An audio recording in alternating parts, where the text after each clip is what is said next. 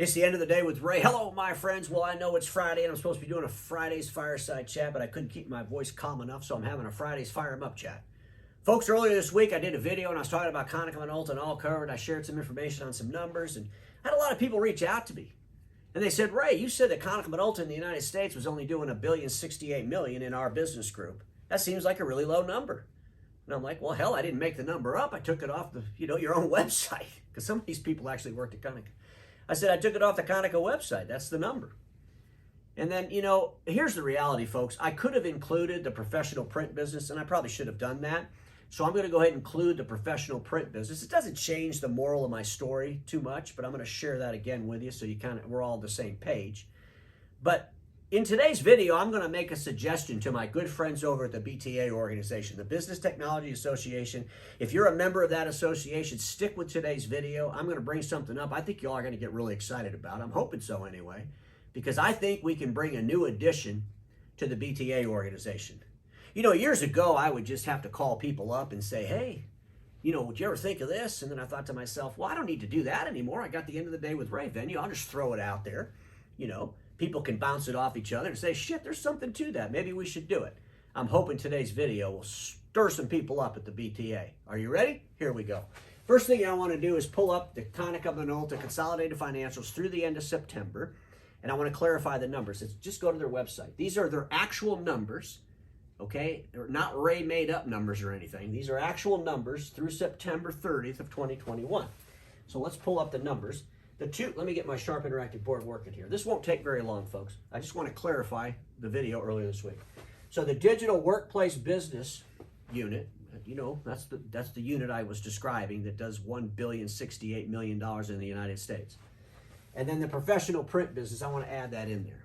So let's just go for 6 months, okay? Total revenue worldwide for 6 months of those two groups. The digital workplace was $226 billion. Professional print is $93.5 billion. Total $319 billion. If you double the number, okay? Double the number and take 26% of that number, it's 166 billion yen. So in the United States, digital and professional print business is 166 billion yen.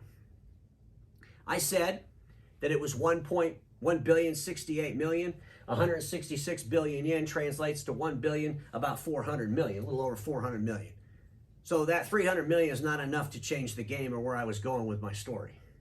Because in the $166 billion number for the United States, that's wholesale dollars, that's direct operation dollars, that's toner, that's all this stuff lumped together. This is why I can't stand these financials when they do this. Because there's no way a dealer can look at this and really look for trends or what's going on. It's just the OEMs try to hide all this crap. So nobody really knows what's going on. And it's not just Konica that does it, they all do it. And so that's where my idea is coming in. Get ready, folks. So you just think about this. Where I was going with that video earlier this week is what's the percentage of revenue of all covered in the Konica Minolta United States deliverable? And folks, I don't think it's more than 0.7%. And if it's 0.7% of that total number there, that's only $100 million. But what is the number for the direct operations? Because that's really what we should be weighing it against. If you took all covered, they're only selling to their direct operations. I know there's some dealers that are trying to resell that, but I don't think that's any big home run for anybody. But if you took the number of all covered against the direct operation business, what is the number? What's the percentage? That was where I was going. But ladies and gentlemen, here's the bottom line. This is what's so frustrating to me. That our industry has allowed the OEMs to throw these crazy ass financials out there where they lump all this stuff together. We're in a declining, disrupted marketplace. And how is a dealer supposed to position themselves for the future if they don't really understand what's really going on inside these OEMs?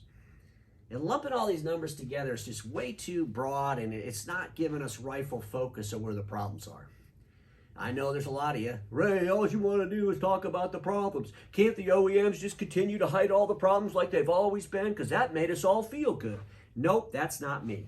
Ladies and gentlemen, do you remember back in 2018 when Ricoh had the impairment loss of 180 billion yen, which translates to $1,600,000,000. Do y'all remember that? And what did they say? writing off the goodwill of Mindshift, their IT services company they bought, writing off Icon and all the glorious possibilities they were going to do with that didn't turn out. It wasn't a good year. And the question we got to prepare, ask all these OEMs is, what are you going to be writing off? What are your impairment losses going to be? Are we just supposed to hang around in the bus until the whole thing collapses? Folks, I guarantee you, if the OEMs had to present their financials in the way that we want them to be presented, maybe I can't be the only one that thinks this way, but if they had to present these financials with real details in them, the people on their boards, the people back in Japan, they'd be like freaking out. They'd be like, why in the hell are we selling IT services if it only represents less than 1% of our total revenue in our direct operations? I thought we were supposed to be growing that thing. How come we're not making any money in that thing? Folks, I don't know if they are or not because they never tell you, okay? But wouldn't it be nice to know? Wouldn't it be nice to know all these things? So here's my suggestion.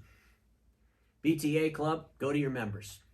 Increase their dues and tell them you're going to hire a CPA firm. And that CPA firm is going to audit all the OEM's financials. And they're going to audit them and ask questions based on what the dealers want answered.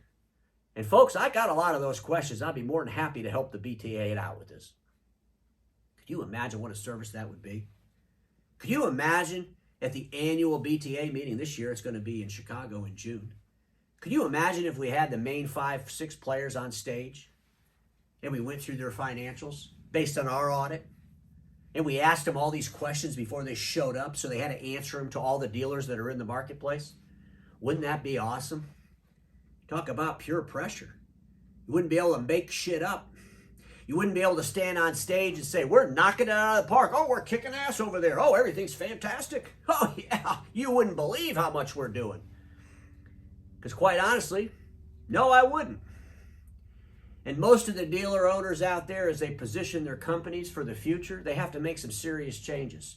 They have to make some serious adjustments in their own business. And they need to understand where the OEM's positions are financially. This isn't anything obnoxious. This is just reality. It's Business 101. Why can't we know the numbers? They're all publicly traded companies, folks. This isn't top secret stuff.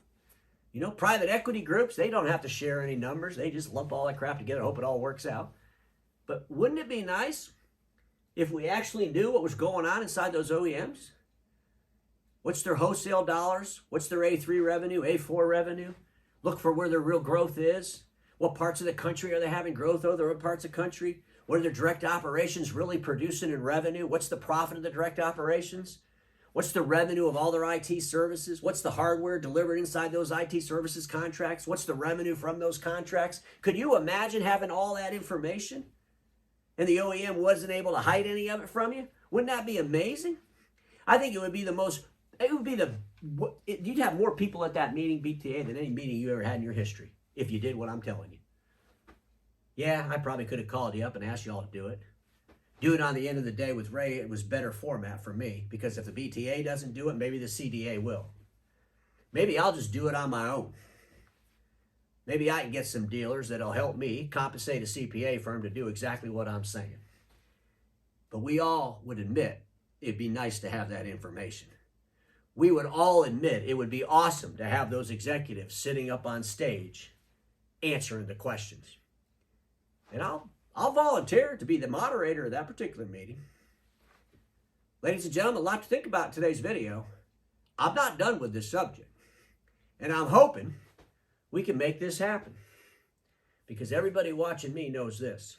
Status quo is the killer of all that'll be invented. Don't get stuck in status quo, and I'll see you all on